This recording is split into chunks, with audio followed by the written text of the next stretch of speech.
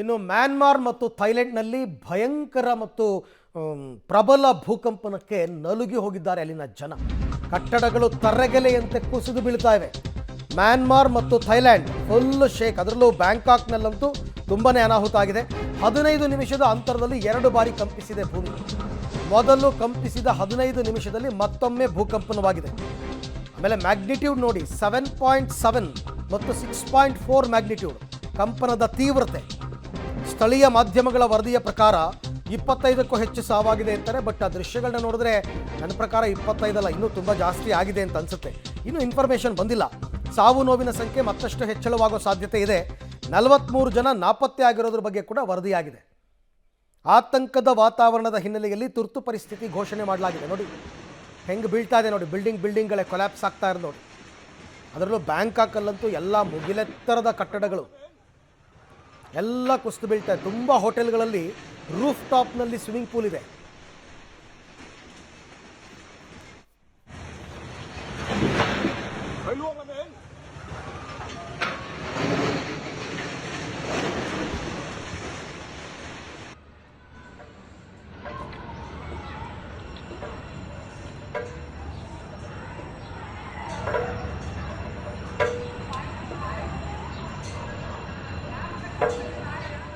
ಅದು ಆ ಬಿಲ್ಡಿಂಗ್ನ roof ಟಾಪಲ್ಲಿರುವಂಥ swimming ಪೂಲ್ನಿಂದ ನೀರು ಚೆಲ್ತಾ ಇರೋದು ನೋಡಿ.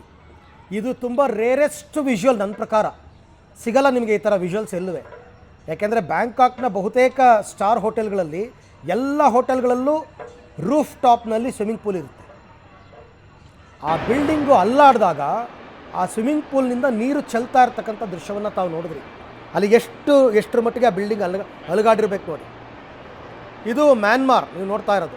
ಮ್ಯಾನ್ಮಾರ್ನಲ್ಲೂ ಇದೇ ರೀತಿ ಯಾವುದೋ ಎಕ್ಸಿಬಿಷನ್ ಗ್ರೌಂಡ್ ಅಂತ, ಅಲ್ಲಿನ ದೃಶ್ಯವನ್ನು ತಾವು ಗಮನಿಸ್ತಾ ಇದ್ದೀರಿ.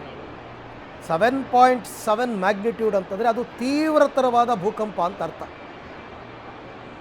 7.7 ಒಂದು, 6.4 ಒಂದು, 4.5 ಅಂತಂದ್ರೆ ತುಂಬ ಸಮಸ್ಯೆ ಆಗುತ್ತೆ. ಇದು ಅದಕ್ಕಿಂತ ಜಾಸ್ತಿ ಆಗಿದೆ. ಹಾಗಾಗಿ ನೋಡಿ ಇಲ್ಲಿ ಹೆಂಗಾಗಿದೆ ಭೂಕಂಪ. ಆಮೇಲೆ ಇದು ಭೂಕಂಪ ಕೇಂದ್ರೀಕೃತವಾಗಿರೋದು ಮ್ಯಾನ್ಮಾರ್ನಲ್ಲಿ. ಬ್ಯಾಂಕಾಕಲ್ಲಿ ಭೂಮಿ ಅಲುಗಾಡಿದೆ. 1000 ಕಿಲೋಮೀಟರ್ ಇದೆ ಮ್ಯಾನ್ಮಾರ್ ಟು ಬ್ಯಾಂಕಾಕ್. ಆಮೇಲೆ ಸಮುದ್ರದ ಆಳದ 10 ಕಿಲೋಮೀಟರ್ ಆಳದಲ್ಲಿ ಆಗಿರೋದು ಇದು ಕೇಂದ್ರೀಕೃತವಾಗಿರೋದು. ಇನ್ನೂ ಆಳದಲ್ಲಿ ಆಗಿದ್ದರೆ ಇನ್ನೂ ಅನಾಹುತಗಳಾಗ್ತಿತ್ತು ಅಂತ ಎಕ್ಸ್ಪರ್ಟ್ಸ್ ಹೇಳೋದು. ಜನ ಎಲ್ಲ ನಡುಗೆ ಹೋಗಿದ್ದಾರೆ. ಅಲ್ಲಿನ ಸ್ಥಳೀಯ ಮಾಧ್ಯಮಗಳ ವರದಿ ಪ್ರಕಾರ 25 ಸಾವು ಅಂತಾರೆ. ಬಟ್ ಅದಿನ್ನೂ ಕೂಡ ಜಾಸ್ತಿ ಆಗಿದೆ. ಬೃಹತ್ ಬಿಲ್ಡಿಂಗ್ಗಳು ಕುಸಿದು ಬಿದ್ದಿವೆ.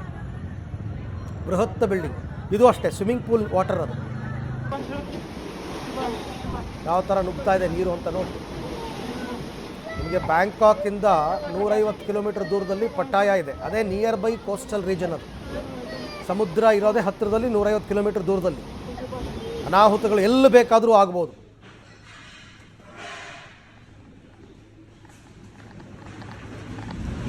ಕಂಪ್ಲೀಟ್ ಮ್ಯಾನ್ಮಾರ್ ಮತ್ತು ಬ್ಯಾಂಕಾಕ್ ಈ ಭೂಕಂಪನದಿಂದ ನಡುಗೋಗಿದೆ. 15 ನಿಮಿಷಗಳ ಅಂತರದಲ್ಲಿ 2 ಬಾರಿ ಭೂಮಿ ಕಂಪಿಸಿದೆ. ಮೊದಲನೇ ಸರ್ತಿ ಕಂಪಿಸಿದಾಗ 7.7 ತೀವ್ರತೆ, ಎರಡನೇ ಬಾರಿ ಕಂಪಿಸಿದಾಗ 6.4. ನೋಡಿ ಅಲ್ಲಿ ಯಾರೋ ಸಿಕ್ಕಾಕೊಂಡಿದ್ದಾರೆ ನೋಡಿ ಬಿಲ್ಡಿಂಗಲ್ಲಿ. ಅಲ್ಲಿ ಯಾರೋ ಸಿಕ್ಕಾಕೊಂಡಿದ್ದಾರೆ ಪಾಪ. ಕತ್ತು ಮಾತ್ರ ಕಾಣ್ತಿದೆ ಪಾಪ.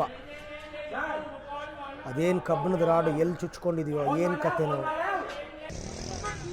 ನೋಡಿ. ರೋಡ್ಗಳ ಹಿಂಗೆ ಬಿರುಕು ಬಿಟ್ಟಿರೋದು ನೋಡಿ. ರಸ್ತೆನೇ ಬಿರುಕು ಬಿಟ್ಟಿದೆ.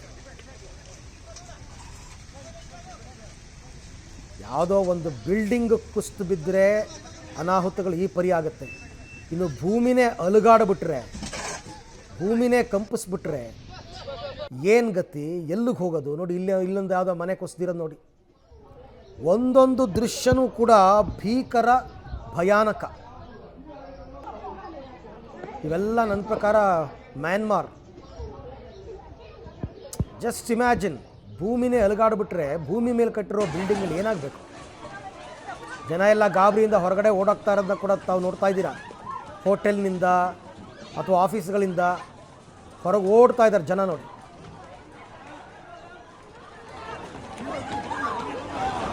ಇದೊಂದೇ ದಾರಿ, ಬೇರೆ ಏನೂ ಇಲ್ಲ. ಬಿಲ್ಡಿಂಗಿಂದ ಹೊರಗೆ ಬಂದುಬಿಡಬೇಕು. ಯಾಕೆಂದರೆ ಗೊತ್ತಿಲ್ಲ ಯಾವಾಗ ಬಿಲ್ಡಿಂಗ್ ಕುಸಿದು ಬೀಳುತ್ತೆ ಅಂತ. ಇದೊಂದು ಹೋಟ್ಲ್ ಇರಬೇಕು ನನ್ನ ಪ್ರಕಾರ. ಬ್ಯಾಂಕಾಕ್ಗೆ ಮಾಲ್ ಬ್ಯಾಂಕಾಕ್ಗೆ ಅಥವಾ ತುಂಬ ಪ್ರವಾಸಿಗರು ಬರ್ತಾರೆ ದೇಶದ ಎಲ್ಲ ಕಡೆಯಿಂದ. ಇದು ಯಾವುದೋ ಒಂದು ಮಾಲ್ ಇದು. ಆ ಮಾಲಿಂದ ಜನ ಹೊರಗಡೆ ಓಡಿ ಬರ್ತಾ ಇರೋದು. ಒಬ್ಬರು ಅನುಭವಿಸ್ದವ್ರು ಒಬ್ರು ಹೇಳ್ತಾ ಇದ್ರು, ಫಸ್ಟು ಅಲ್ಲಾಡಿದಾಗ ನನಗೆ ಏನೋ ತಲೆ ಸುತ್ತಾ ಇದೆಯೇನೋ ಅಂತ ಅಂದ್ಕೊಂಡ್ಬಿಟ್ಟೆ ನಾನು. ಆಮೇಲೆ ನೋಡಿದ್ರೆ ಇಡೀ ಬಿಲ್ಡಿಂಗೇ ಅಲಗಾಡಿದೆ ಅಂತ.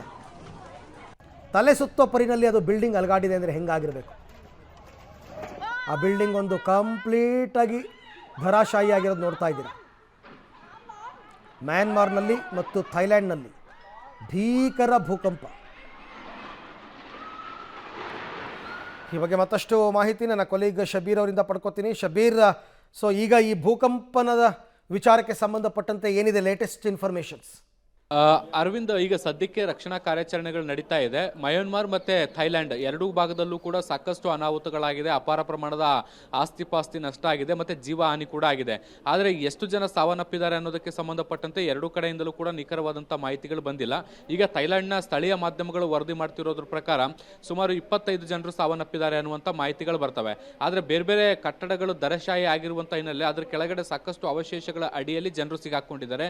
ಒಂದು ಕಟ್ಟಡದ ಅಡಿಯಲ್ಲೇ 47ಕ್ಕಿಂತ ಹೆಚ್ಚು ಜನರು ಸಿಗಾಕೊಂಡಿರುವಂಥದ್ದು ಕೂಡ ಈಗ ಗೊತ್ತಾಗ್ತಾ ಇರುವಂಥದ್ದು. ಸೊ ಮುಂದಿನ ಹಂತದಲ್ಲಿ ನಾವು ಗಮನಿಸೋದಾದ್ರೆ ಸಾವು ನೋವಿನ ಸಂಖ್ಯೆ ಬಹಳಷ್ಟು ಏರಿಕೆ ಆಗ್ಬೋದಾದಂಥ ಸಾಧ್ಯತೆಗಳಿದ್ದಾವೆ. ಯಾಕಂದ್ರೆ ರೆಸ್ಕ್ಯೂ ಆಪರೇಷನ್ ಎಷ್ಟು ವೇಗವಾಗಿ ನಡೆಯುತ್ತೆ ಅನ್ನೋದು ಇಲ್ಲಿ ಬಹಳಷ್ಟು ಇಂಪಾರ್ಟೆಂಟ್ ಆಗುತ್ತೆ. ಯಾಕೆಂದ್ರೆ ಕಟ್ಟಡಗಳ ಅವಶೇಷಗಳ ಅಡಿಯಲ್ಲಿ ಸಿಲುಕಿರುವಂಥ ಜನರನ್ನ ಆದಷ್ಟು ಬೇಗ ಅವ್ರನ್ನ ರೆಸ್ಕ್ಯೂ ಮಾಡಬೇಕಾಗತ್ತೆ. ಒಂದು ಇಲ್ಲದೇ ಇದ್ರೆ ಅವ್ರ ಪ್ರಾಣ ಹಾರಿ ಹೋಗುವಂಥ ಸಾಧ್ಯತೆಗಳಿರ್ತವೆ. ಸೊ ಹೀಗಾಗಿ ರಕ್ಷಣಾ ಕಾರ್ಯಾಚರಣೆಗಳು ಕೂಡ ಈಗ ನಡೀತಾ ಇರುವಂಥದ್ದು.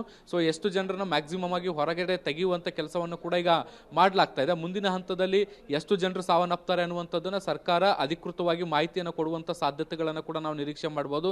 ಸ್ಥಳೀಯ ಆಡಳಿತ, ಜನರು ಎಲ್ಲರೂ ಕೂಡ ಈಗ ಕಟ್ಟಡದ ಅವಶೇಷಗಳ ಅಡಿಯಲ್ಲಿರುವಂಥ ಜನರನ್ನ ಹೊರತರುವಂಥ ಕೆಲಸವನ್ನು ಕೂಡ ಮಾಡಲಾಗ್ತಾ ಇದೆ.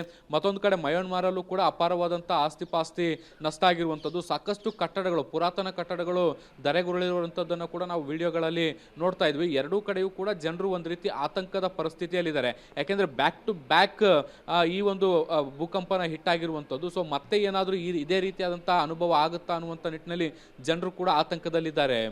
ರೈಟ್.